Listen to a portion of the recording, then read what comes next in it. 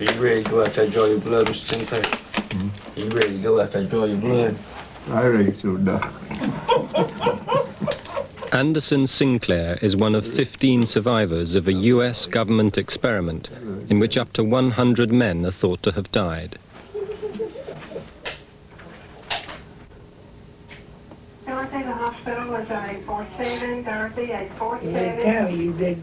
He now receives free health care for life, paid for by the government.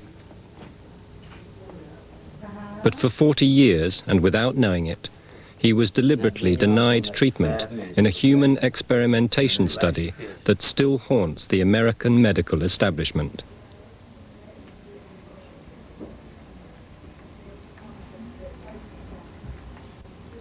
For 7 years, I went around trying to throw the story over the transom of some newspaper reporter or some television person who would talk about it, who would make some inquiry at least. I talked to law professors, I talked to friends who were reporters. I was unable to get anyone interested until the second time I told a friend who was a reporter over dinner what I knew. And she, by then, knew me well enough to think about it. Are you sure? Did this happen? I mean, how do you know it happened? Do you have any documentation? I said, yes, I've got this much documentation on it. I mean, Xeroxes of the actual reports, where they were published, the dates and everything. She asked to see it, and that was the end of the silence.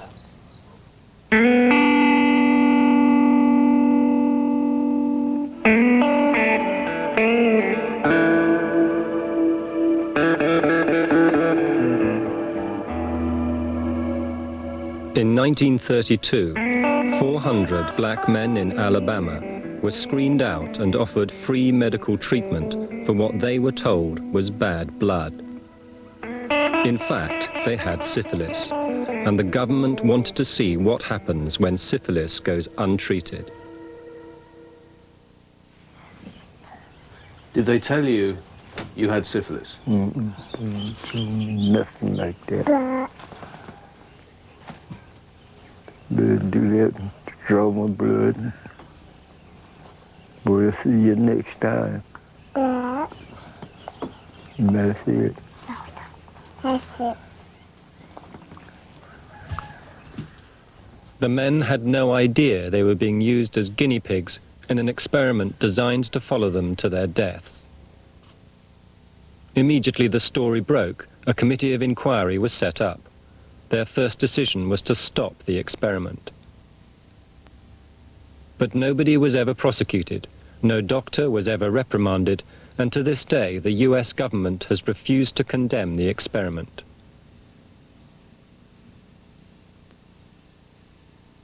I have now strong feelings that more should have been done, and that perhaps we should have had an American Nuremberg trial of the conduct of the Tuskegee experiment.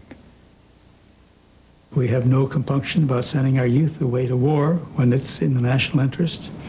And in terms of syphilis, was the leading cause of infant maternal mortality, leading single cause of admission to mental hospitals, and many other things. So it was in the national interest to get the information so that you could provide the greatest protection for the entire community, black and white.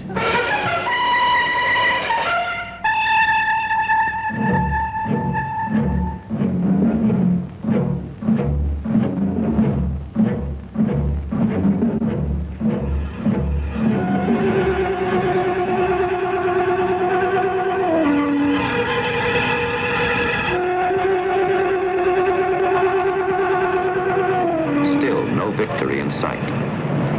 Still, the invaders' victims walk the streets in ignorance. Last year, over 60,000 babies were born with syphilis. And in the United States alone, more than 1 million syphilis cases were reported. Only a small fraction of these cases ever completed treatment. The Tuskegee study began with the best intentions. For the Public Health Service, syphilis was a national emergency. They went through the South doing blood surveys, and they were just appalled at the number of positives they had. It was an epidemic. I mean, it was much like, well, I hate to use the term AIDS, but it spread like wildfire, and they were surprised to find how many positives they had. In an attempt to solve the problem, the Public Health Service sent out specially equipped buses to administer what treatment they could to the infected population. But the treatment at the time, injections of arsenic and bismuth, was unreliable and expensive, and effective only if given regularly over a long period, once a week for up to 2 years.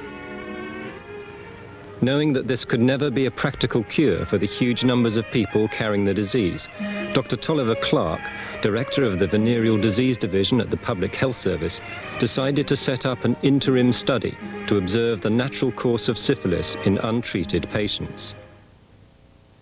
Dr. Clark and his colleagues hoped this would help them find a more effective cure. The place chosen for this experiment was the rural area around Tuskegee in Macon County, Alabama. The area had one of the highest rates of syphilis in the country. From the beginning, the subjects of the experiment were to be exclusively black men.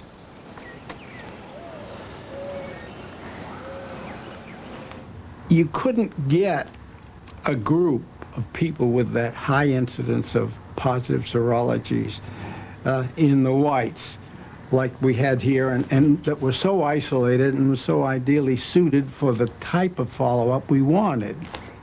It was just an accident that that little hunk of Tuskegee was available, but I don't think it was racist.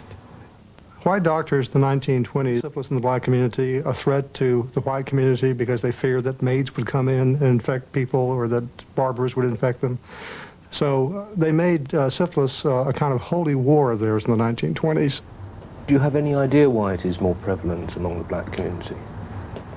Yeah, they're not as cautious about it, and when you get a bunch of people who don't have much else, they do an awful lot of fornicating, and this is one of their things, and they don't have the knowledge and the information that some of the white people have about protection and whatnot.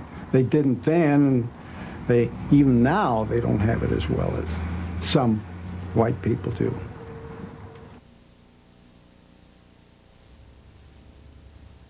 In autumn 1932, leaflets were circulated among the black population in Macon County, inviting people to come for free treatment. In fact, they were given none. Instead, blood tests were taken, and 400 black men with syphilis were recruited to the study.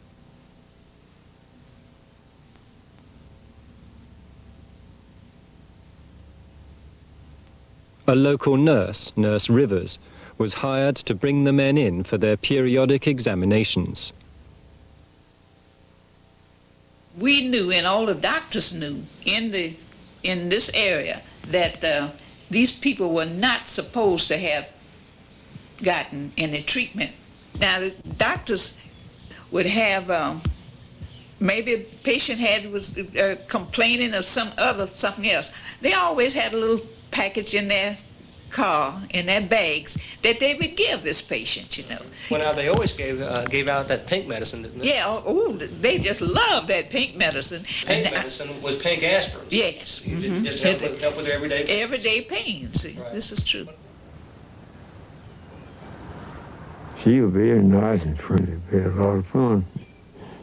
The children, very nice. Did you trust her? Trust her. Yeah, I had a lot of confidence in her. Sure did. Well, they couldn't buy medicine. You couldn't get a doctor. And you get free medicine. And that's what we signed up to get, free medicine. Medicine wouldn't cost anything. And they gave everybody a thing about it. I look like me, I should have woke up before I did. And think about it, you know, everybody didn't have the same complaint, but everybody got the same medicine, same liquid, and the same pills, and the same capsules.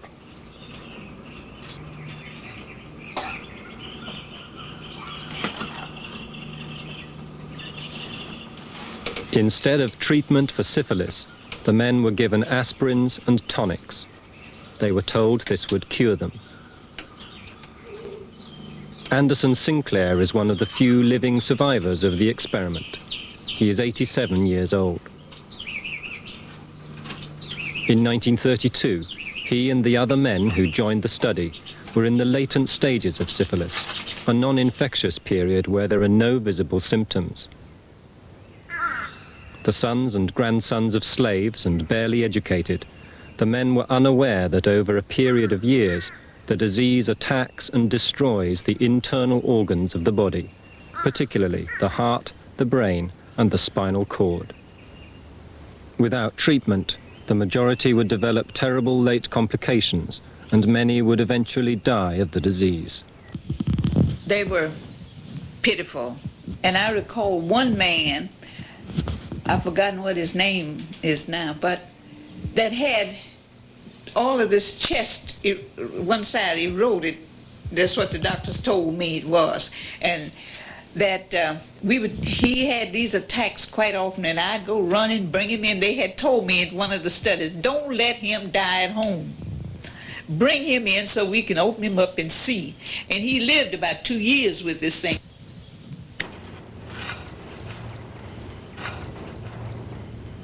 Nobody knew what we were being treated for. I was with it from start to finish. And lived through it, thank God. And I never miss an appointment, never miss a date. I really don't know what made them do it. But I just assumed they did it because they were in authority and they had that power to do what they did. Carter Howard was 26 and a sharecropper when he joined the study. We were glad to get anything we thought would help us. I know I did. We thought we'd get something free. That's why we joined the band.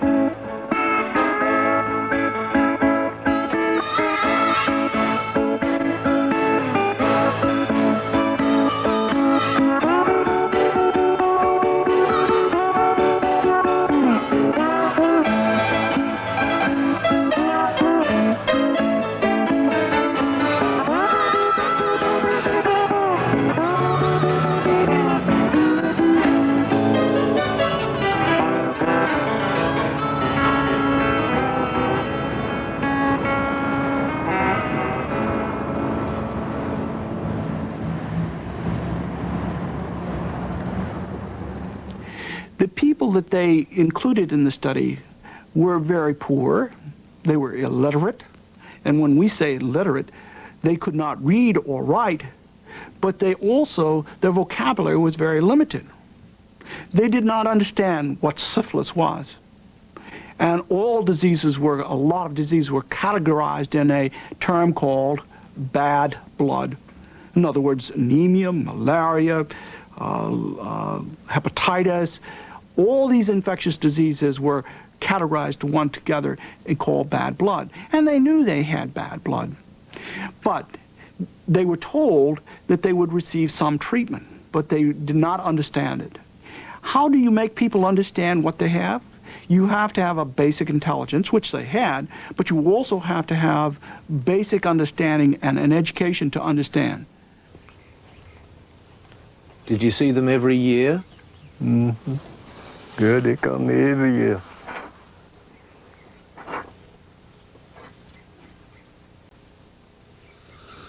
Yeah, every year. I don't know. Why they come? They wouldn't tell you nothing. Just tell you, come and roll your sleeve up. You gonna get some blood. From the beginning of the study, the subjects were deceived, and this is where the moral and ethical problems arose, because the subjects were not told that they were part of an experiment. Well, informed consent was not the vogue in those days. They were told, I am told that they were told what the study was all about. They were promised certain things, but informed consent was just not the custom at the time. In June 1933, Raymond von der Leer, now director of the Venereal Disease Division, took the decision to extend the study to the death of the participants.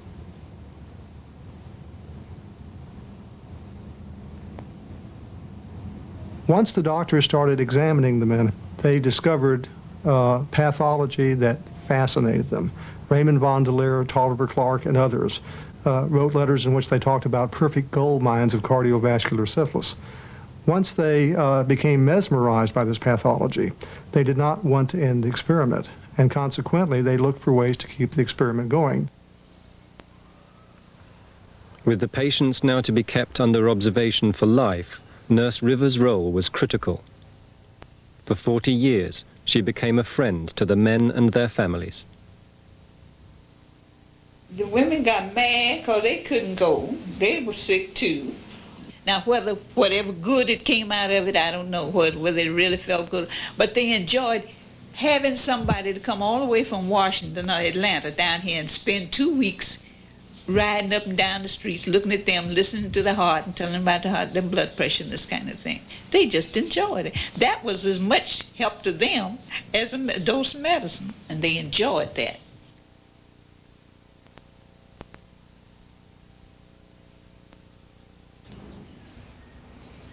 You loved her? Yes, sir. All of us. We called her Nurse Rivers. All of us called her Nurse Rivers. And anytime you met her with a smile. And so, it's one of those things. Then those people that died, those patients that died, they started, it was a fellow, first I remember dying, right up his creek here, named Mark Yarber, died up there. Then they started, Ludy Payne, I can name any number of them. You know, when they started dying, they just died right on out. Andrew Swint, Buster Swint, any number of them. Then my daddy-in-law was in it. I'm trying to think the year he died, but they gave the family $35 on his burial. That's the first time I've known anything about $35. The men's families were offered a small cash payment for a burial in exchange for permission to conduct an autopsy. The doctors wanted to discover the damage that syphilis had done. The main point of the study now was to secure autopsies on the men. They took some of the brain and they took the heart. Those are the two areas that we wanted to know most about. Were there problems getting people to agree to autopsies? Not really, because these people feel very strongly about decent burial. And so what we did by assuring them that they could have a decent burial because we were going to pay the undertakers, and they knew that one of the reasons for getting the autopsy was to pay for this thing. Also, the undertakers, as I remember it anyway, half the money was given to the family and half to the undertaker so that they would both cooperate in the postmortems. By the late 1930s and early 40s, large numbers of men on the study were dying. Public Health Service documents record that the death rate of those on the study was now twice that of the non-syphilitic black population of Macon County. The documents show that their average life expectancy was already 8 years less. Nurse Rivers would attend the funerals of the men when they died. She would sit in the amen section with the families.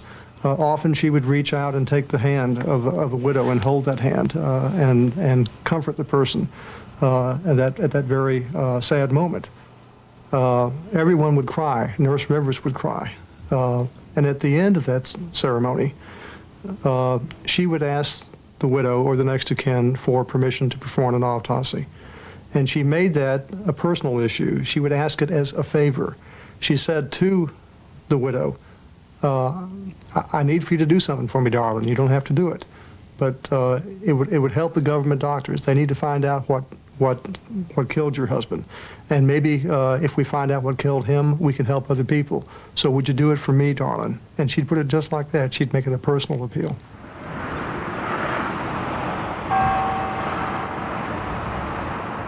The autopsies were performed at the John Andrew Hospital on the campus of Tuskegee Institute, the most prestigious black college in the South. The hospital is now derelict. For the white doctors, Nurse Rivers was a vital link with the black families. I said, now, doctor wants to open up your husband's chest and his body. And I'd show them how they do, to move the chest bone. I said, you know what an operation is. You know when they go to the hospital and put you on the table and operate, and they have to cut down the stomach and open it up. I said, of course, the people are asleep and they don't know what's being done to them. I said, this is just like an operation, except the person is dead. Yes, ma'am. I said, now nobody will know that body has been operated on unless you tell them. I said, now, because I'm not going to tell them. Then this is the way I would get their autopsies. And I'd put it down to Dr. Peters and all the people who I said, now, I'm going to tell you this one thing. If you don't mess up that body, you won't get another one. The men actually informally called themselves the Nurse Rivers Burial Society because in that community, the black in poverty and so on, the ceremony of death, the dignified burial, was one of the landmarks in the lifetime of an individual. So they knew they had syphilis. They knew they were part of Nurse Rivers, the study, what was going on, and they were pleased. In fact, got the sense of pride in being part of Nurse Rivers Society.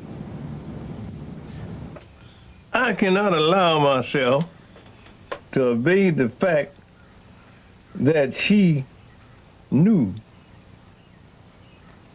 what those people were treating us for and didn't tell us. Yeah. You can't believe that she knew? It's hard for me to try to fathom and understand as to why that she would have kept that promise. If she loved us as much as we loved her, I cannot see. The study could not have been done without her, period. It wouldn't have been done without her because she was the link that kept it going. Do you think part of that link was the fact that she was the one who had to mislead people? Oh, I doubt that she misled anybody. I really do. I'm sure that she felt she wanted to help everybody. And I'm sure that she felt that we were not hurting anybody, or she wouldn't have been involved. Is that your feeling as well? Yes, it is. I don't think we hurt anybody.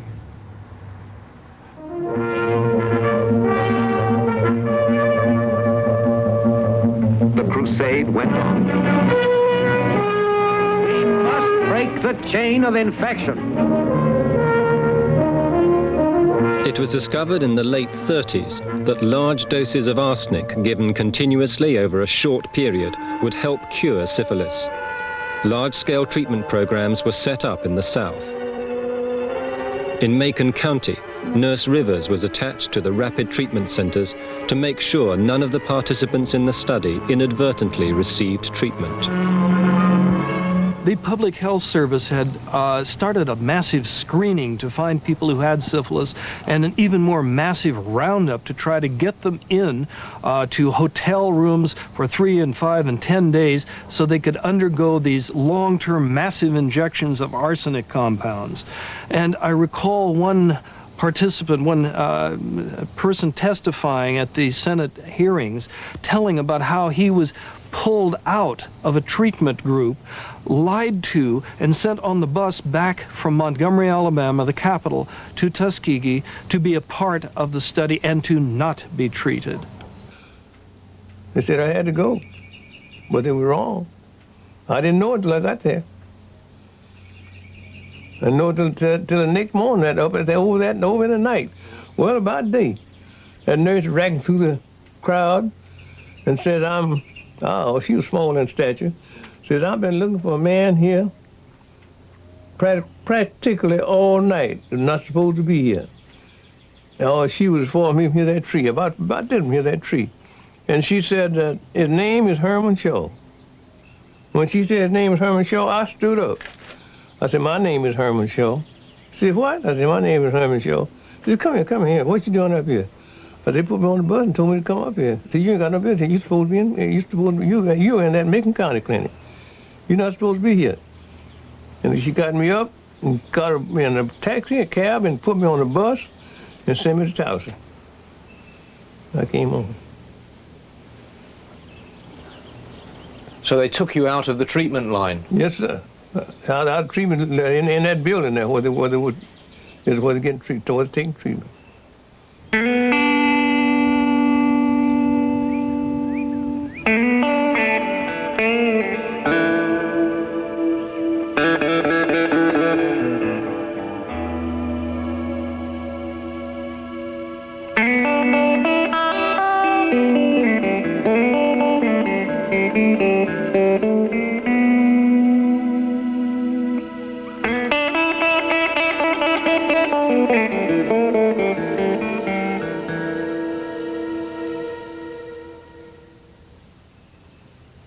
Well, my father, I was young, and I was little. I remember he would tell my mama, he called my mama Gal. He says, Gal, I got to go to the doctor on tomorrow. So he would, Mama would get his clothing ready, and Nurse Rivers would come over and pick him up and go and pick up sometimes she would have more than one man in her car. And he would go to the doctor, and when he come back, he would have this sack of medicine. And I was, I love my daddy, and I said, Papa, what you got in there for me? Because I thought he had some goodies like candies and cookies, stuff. And he said, well, I got my medicine. And he would send me sometime to get him a glass of water to take his medicine. And I asked him, I said, why you go to the doctor all the time? Because we didn't ever go to the doctor, He said, there's a government doctor, and he's treating us.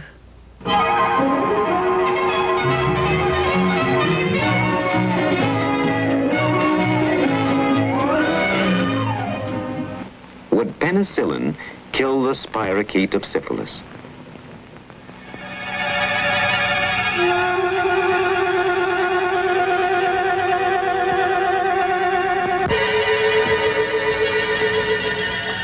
It looks like good news. News promising enough to risk making medicine's only conclusive test. Volunteers are searched for. Volunteers with syphilis who could be promised nothing.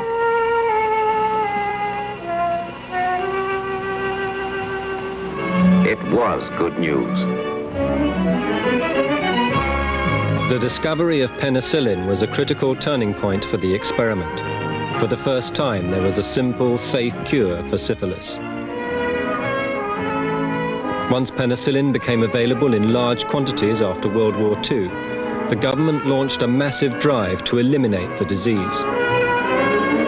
Penicillin changed the whole picture because the main reason we wanted to do the study in the first place was we didn't expect penicillin, and the treatment we had was probably just as bad or worse than the disease.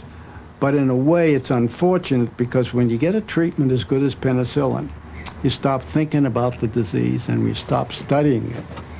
And we don't learn anything. We just treat.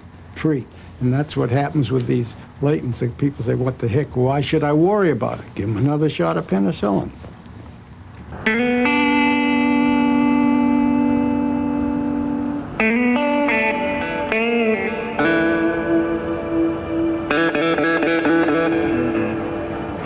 Despite the availability of penicillin, the Public Health Service in the late 40s and 50s continued their attempts to prevent participants in the study from receiving treatment. With the backing of the Surgeon General of the United States, they contacted local draft boards and asked them to excuse participants from military service, as all new conscripts would be screened and treated for syphilis if found to be infected. The draft boards complied, despite the fact that it was a state law in Alabama that anyone identified as having syphilis must receive treatment.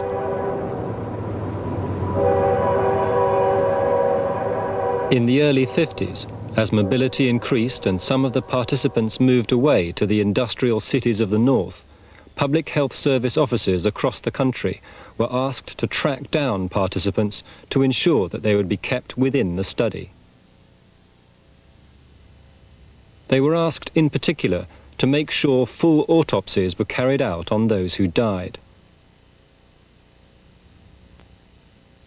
In an internal memorandum of 1952, a senior Public Health Service surgeon wrote, "All of us who are working with the Tuskegee Project are looking to the pathology results to give us the key answers.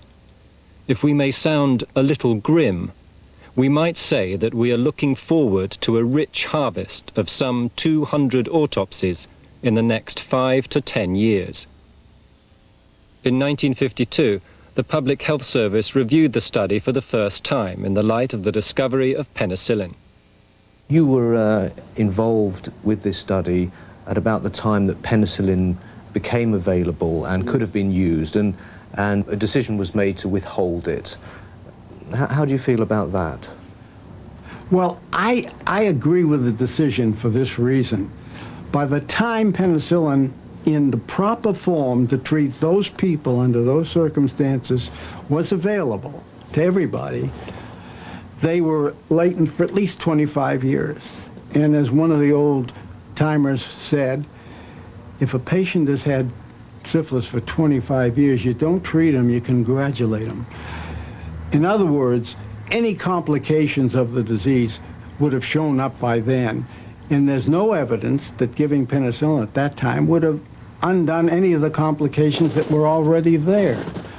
The controversy about whether penicillin cured latent syphilis went on for several years, but that controversy was certainly resolved in terms of a Public Health Service policy by 1953, when the Public Health Service took an official position that penicillin was an effective treatment, not just for early syphilis, but latent syphilis as well.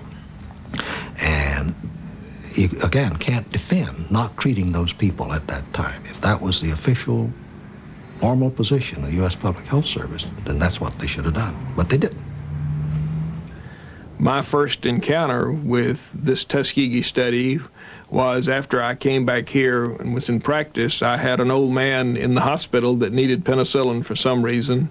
I suspect that he had pneumonia, but I honestly can't remember. But when I ordered intravenous penicillin for him, one of the older nurses, who happened to be black, said, "But Dr. you shouldn't give this man penicillin." And I said, "Why? Is he allergic to penicillin?" Said, "No, sir, but he is one of Nurse Rivers' patients." And I said, "What's that got to do with anything?"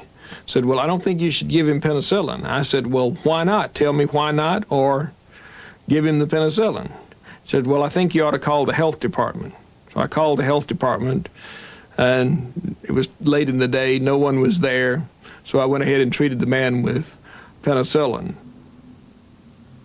To continue life at all costs, sometimes you have to do research to advance the vanguard, the mystique, to understand how we keep life going at all cost in the larger sense of the public health.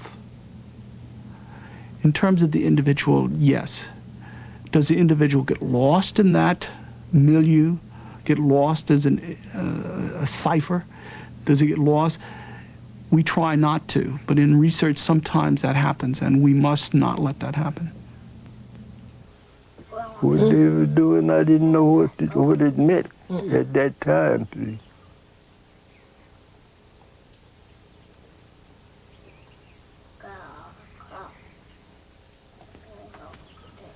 After I look at it now, back there then, it didn't mean me no good, what they were doing.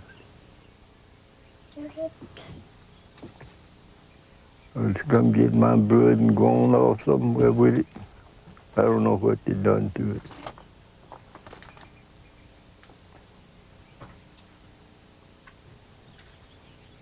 Does it make you angry now? Mm-mm. No, not yet, not now.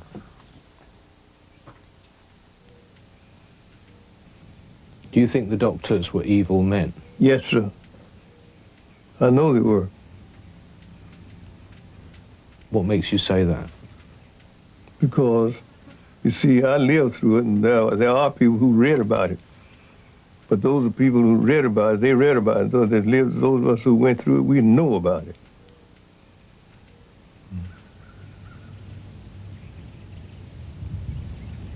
And no, it's not a good feeling. I'll be fair with you. You can't go around hating, cannot go around hating people, but it's not a good feeling.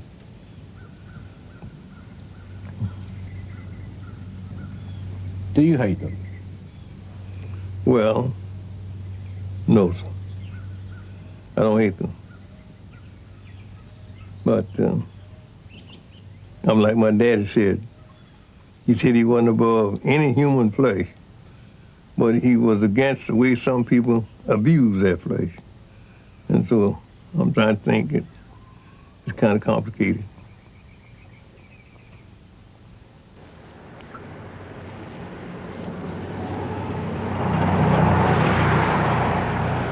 Opelika, a white town 10 miles down the road from Tuskegee, 1992.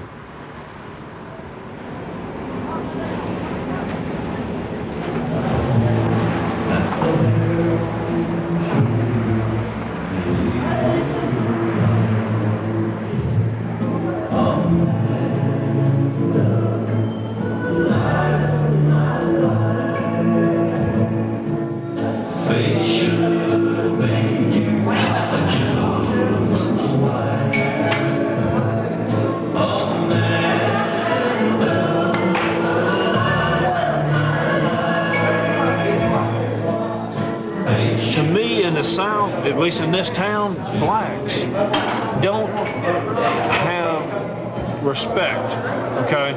They don't care what they do. You know, they don't turn blinkers on to turn the corner. They don't care if you're behind them wanting to go straight and they're talking on somebody on a hill. They don't care. You know, they just don't. If they're walking across the road and you're half a block away, they won't speed up to go across the road. They'll just keep on doing. You know, they'll just keep on walking. They just don't have respect for other humans. The Tuskegee experiment took place against the background of racial prejudice that survives to this day in Alabama. For the men on the study, racism was an accepted fact of life.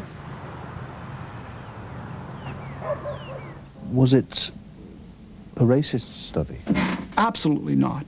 There was no racist involved in this. But you could legislate that, but it is not true. Okay, it was done in rural Alabama, in Macon County. It was done in blacks. It was done in a society in which 35% of the community had syphilis initially. That's why they placed the study. It was done in blacks because they were non-mobile, and they knew that they would stay in rural Alabama and they could follow them more carefully. In that sense, racist, yes, but in the most benign appropriation of the term. We're raising a bunch of people, white and black, and I'm sorry, it may be in the majority black. Like father, like son. Basically like father, like son. That the family business is welfare.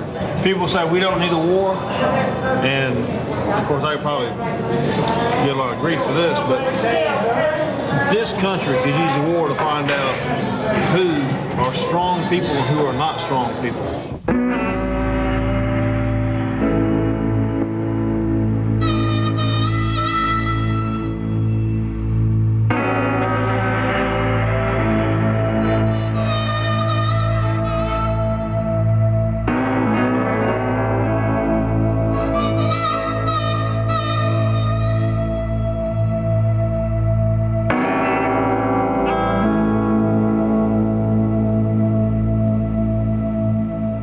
By the mid-60s, the advent of civil rights was changing fundamentally the social context of the Tuskegee study.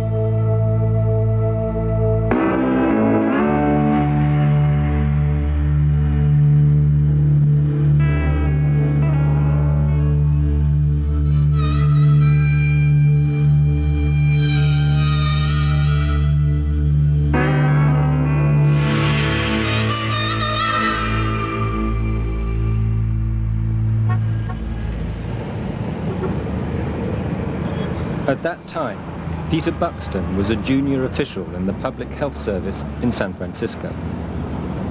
I complained as a public citizen, irrespective of being an employee of the Public Health Service. I complained saying that I thought that this was no longer a moral thing to be doing, and that the entire good work of the Public Health Service might easily be called into question by people stumbling across this study and using it for inflammatory purposes instead of looking at the entire picture and trying to get the right result out of it.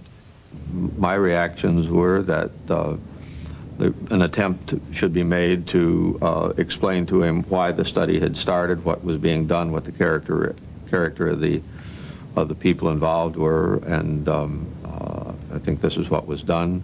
At that time, I've not met Mr. Buxton, so I don't know, but I think that it was we made an effort to try and present the facts to him. There was a dead silence from the Communicable Disease Center in Atlanta, and after a month and a half or thereabouts, a bureaucrat came on leave, ordinary leave, and came to interview me and see what this odd person in San Francisco was trying to accomplish.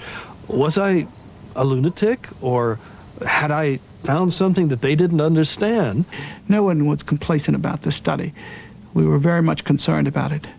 One of the scientific points was, if you're going to start a study, complete it, don't abort it. Also, too, I think that they don't know how to end it.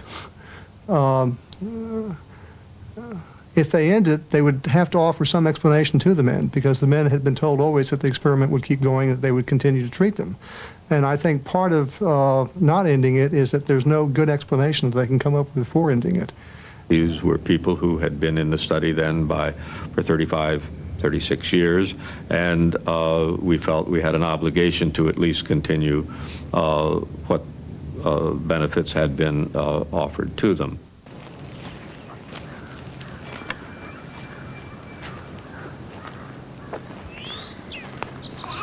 Against a background of criticism from within the Public Health Service, the doctors met in Atlanta in 1969 to decide whether the experiment should continue.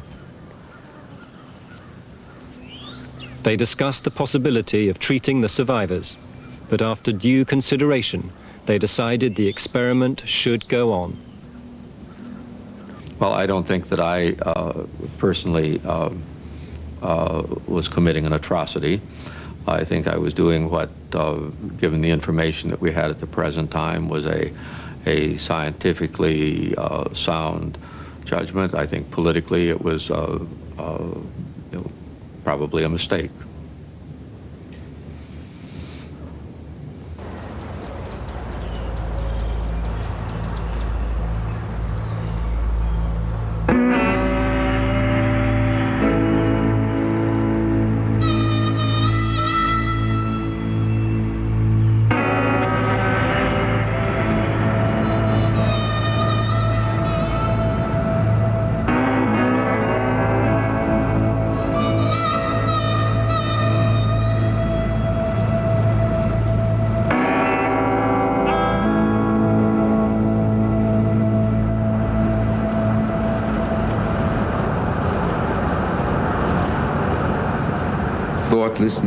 Thoughtlessness. Many of these physician investigators were trained in the importance of advancing the frontiers of knowledge. And that became their primary goal. And in that quest, they forgot that they were subjecting human beings to considerable harm. They just hadn't faced up to it. Yes. They paid us.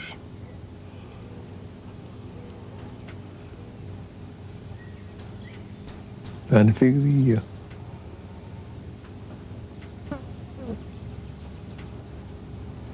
And all the living participants got the same thing. $32,550.20.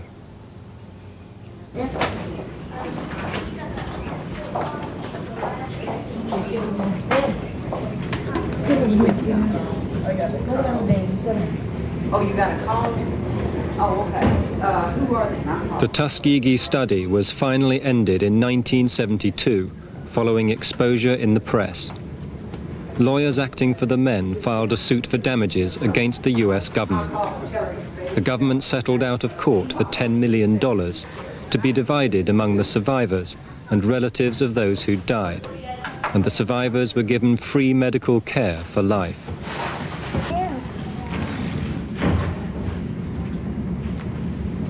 How are you doing today, Mr. Sinclair? Yeah. All right. Have you had any problems since your last visit? Yeah, I think I'm kind of with what is it? Gout. Gout. Where is that? In the knee, the foot, the ankle? Right back here.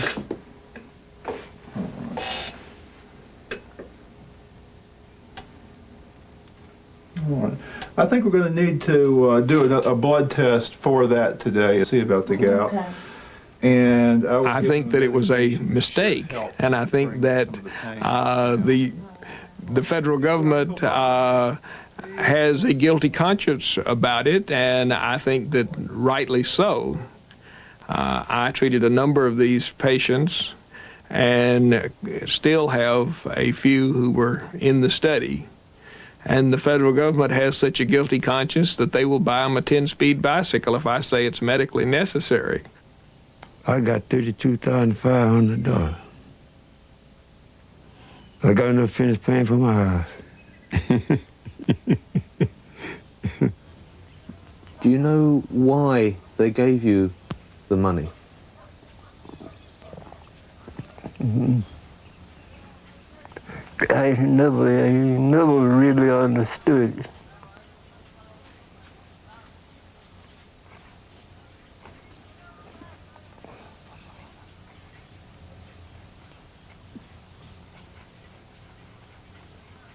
Never did really understand what they were doing.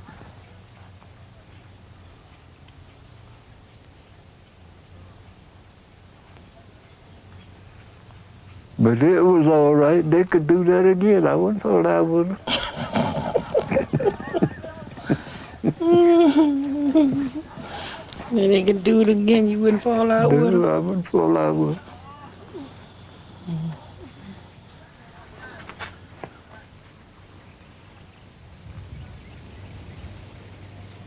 Appreciate me cooperating with them, I think, for 25 years. That's all I can get out of it. They appreciate me cooperating with them for 25 years.